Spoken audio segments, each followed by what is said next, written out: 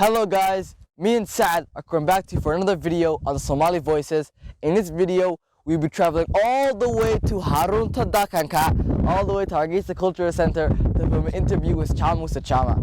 And Assalamu let's get into alaikum. it. So we all know that you are Dr.Jama Dr.Jama. Can you tell us a little bit more about yourself and about your life briefly? Thank you so much and welcome to the Hargeisa Cultural Center. It's always a pleasure to have Abarso elite of this country. So my name is Dr.Jama Dr.Jama. I am by profession educational background as a mathematician. So my PhD is in mathematics, and I'm teaching. I was teaching for a long at the university in Pisa, Italy, and in the UK. Now I moved back to Hargeisa, so I am the director of the Hargeisa Cultural Center. So I'm working on cultural and the role of art and culture in the state building. Thank you. So we have some questions for you today. Our first question has to be, since you have owned the Hargeisa Culture Center for around 15 years now, what do you think has led to your success so far? Hargeisa Cultural Center is not owned by myself. It's a public institution, first of all. I founded it and it's for the youth and run by the youth of Somaliland. But it's a project that I am so proud of it because of it really made huge milestones for the last 15 years. Art and culture are not only about reading and writing. It's not all about traditional dance and so on. It's about music, it's about thinking, it's about thought formation of the society, it's about knowledge production, it's about indigenous knowledge protection, and it is about, most importantly, to create how I can say, an identity for the young people who are growing in this society. And that was extremely fundamental.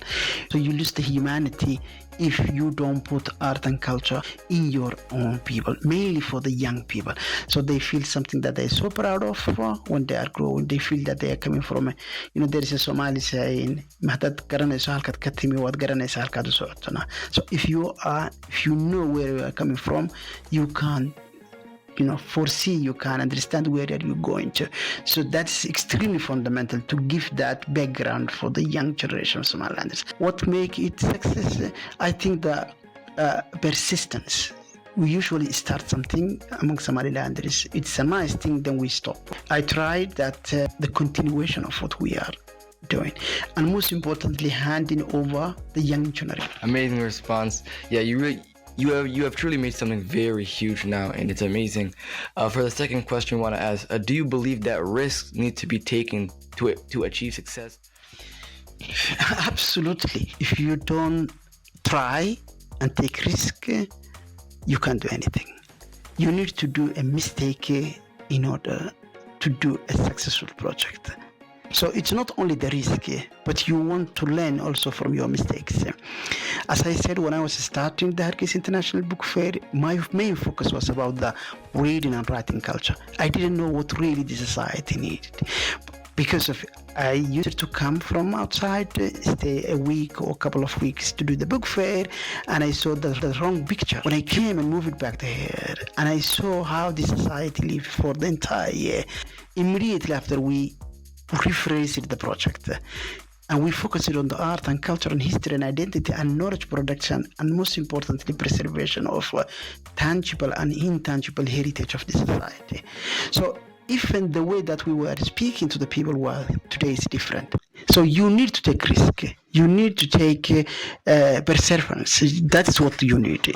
Be strong. And if you believe in a project, you will be having obstacles. Don't stop with the second or third or fourth obstacle.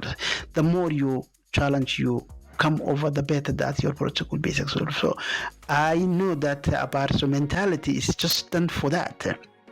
And I'm really, really proud of what's happening in Abarso. As a young Somalilander who is now in Abarso school, what I would say is you are the time to take the risk. Because it will be too late if you wait. The more you grow, the more you fear, the more you feel that you can't do, the more you feel that you don't have any more time to test. This is for you the time to take the risk. Absolutely, yes, take the risk. You might fall, and it's not important how you fall down.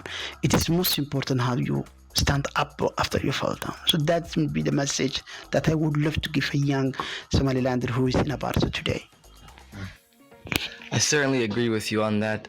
And basically, for our final question, we want to ask you, to all the young Somali scholars that live in Somalia right now, and also other Barca students, even though you've also talked about risk, what other final advice you have for them to take? I think young Somalilanders, whether they are in a Barso or whether they are in outside of a Barso within the country, they should avoid to live in a bubble zone. So what I would suggest is that whatever you are doing, whatever you are learning, whatever you want to do a research on, should be something that has a direct impact on your society. Wow, thank you, Dr. Chama, and thank you for this interview. Assalamu alaikum. Alaikum salam wa rahmatullah. That's 6 minutes. See you next week.